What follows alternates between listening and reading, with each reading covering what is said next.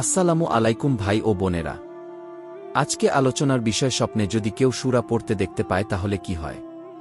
তবে পূর্বের মতো আমরা এখনও বলি যে একই স্বপ্নের ব্যাখ্যা ভিন্ন ভিন্ন হতে পারে, তা আপনার বয়স, পেশা, বিবাহিত নাকি অবিবাহিত, নারী নাকি পুরুষ ও আপনার বর্তমান পরিস্থিতির উপর নির্ভর করে।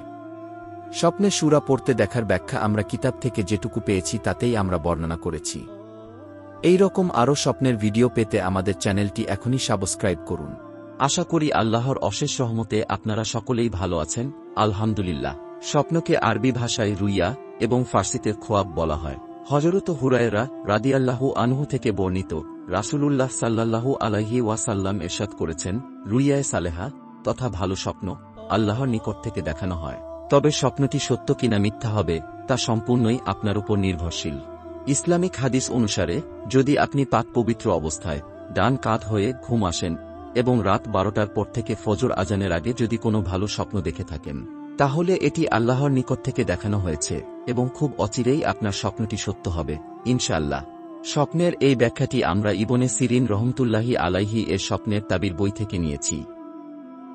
সূরা নাহল পড়তে দেখলে স্বপ্নদ্রষ্টা ইলম লাভ করবে, অসুস্থ থাকলে সুস্থ হয়ে উঠবে। সূরা বনী ইসরাইল পড়তে দেখলে স্বপ্নদ্রষ্টা আল্লাহর কাছে মর্যাদাসম্পন্ন ব্যক্তি হিসেবে গণ্য হবে এবং শত্রুদের উপর বিজয়ী হবে। সূরা কাহাফ পড়তে দেখলে স্বপ্নদ্রষ্টার কামনাবাসনা পূর্ণ হবে ও অবস্থা ভালো হবে, এত দীর্ঘ হায়াত পাবে যে জীবনের প্রতি বিরক্ত হয়ে যাবে এবং মৃত্যুর প্রতি আগ্রহী হয়ে উঠবে।